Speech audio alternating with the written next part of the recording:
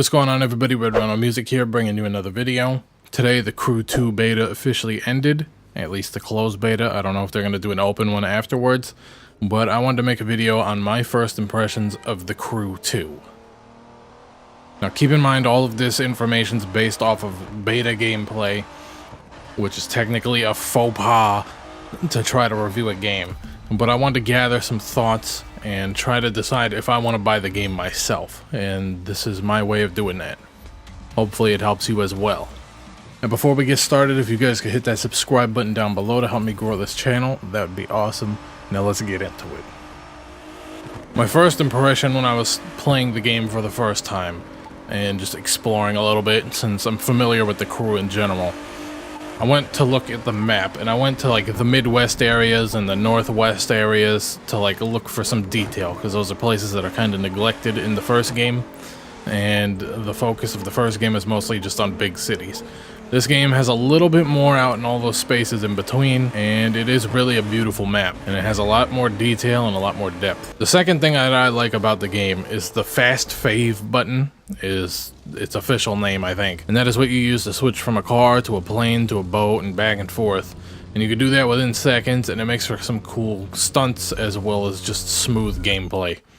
And you don't have to use that mobile garage thing from the first game anymore either. I also noticed that the car list is actually a little weak. I think I'm just used to what Forza delivers, which is undoubtedly the best car list in a game.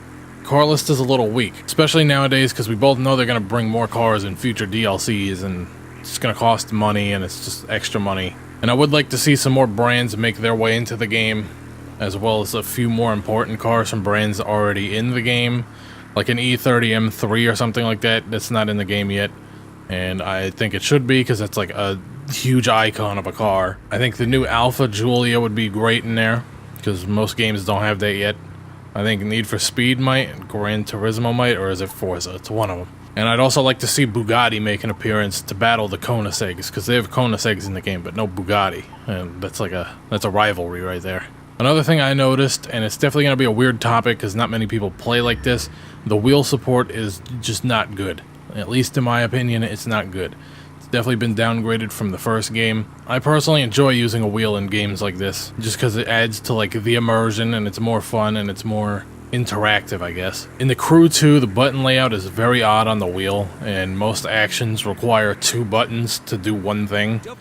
So, for example, changing your view would be A and B at the same time, at least with my wheel and my setup.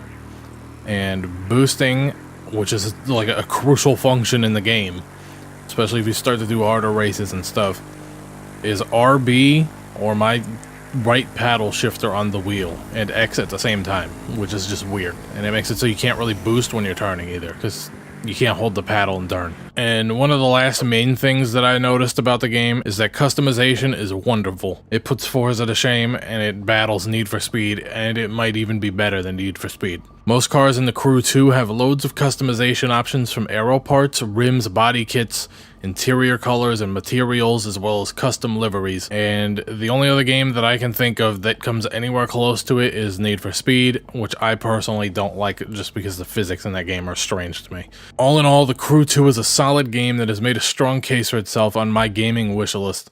And my only real concern is that after a day and a half of grinding, I already own about $2 million worth of cars. My friend owns the most expensive car in the game, and the game doesn't have that much stuff in it to begin with. I don't know about all of the missions that are going to be in the game. That's not fair to judge, and I'm not judging that. I'm just judging basically the car list and how many cars you could buy quickly. Also, the headlights in the game are completely useless, and they don't help whatsoever in the dark. Like, I cannot see in the dark. I don't know if it's my monitor, but this game is dark at night. And I think it's due to like extra contrast in the game. I think some games just boost the contrast to try to make it look more HD than it is, and I hate when they do that, and I think this game did that, and hopefully they tweak it a little bit, or at least put like a slider or something. I do, however, think this game will be an issue for Forza Horizon 4 and Need for Speed, and luckily Forza Horizon 4 will be announced at E3 in a week, I think. It's in a week. and we'll get a look at it before the Crew 2 actually releases. Let me know what you think of the game down below and if you'll be picking it up. Also, let me know down below if you'd like me to play it on the channel when it comes out, because I personally don't know if I want it or not. I do like the game. There's just a little things that bother me about it. Plus, I don't know what Forza is going to be like. Anyways, make sure you hit that subscribe button down below for more uploads on Mondays, Wednesdays, and Fridays. Thanks for watching, guys. See y'all next time. Peace.